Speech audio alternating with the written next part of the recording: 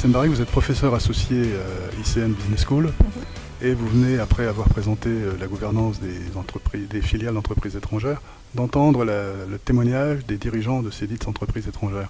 Alors qu'est-ce que ça vous a apporté ?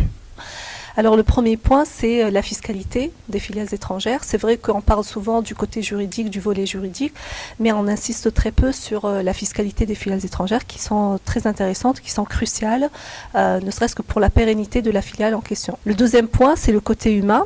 Dans la littérature, on parle plus de culture, de différences culturelles entre maison mère et filiale, mais c'est vrai que là, un autre point a été abordé, c'est le côté humain, c'est le côté social de la gouvernance d'une filiale. Donc les spécificités de chaque pays, les syndicats, par exemple ici les comités d'entreprise, etc.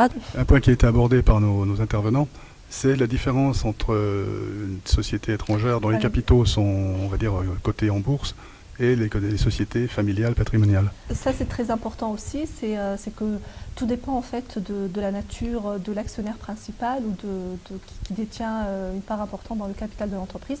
Il n'aura pas les mêmes exigences, il n'aura pas la même vision de la gouvernance et ni de la façon de gérer l'entreprise. Donc une entreprise familiale ça sera plus un capitalisme à visage humain, je dirais, alors qu'un actionnaire lambda ou un fonds d'investissement, eh bien, il sera vraiment à la recherche de la performance et de préférence à court terme.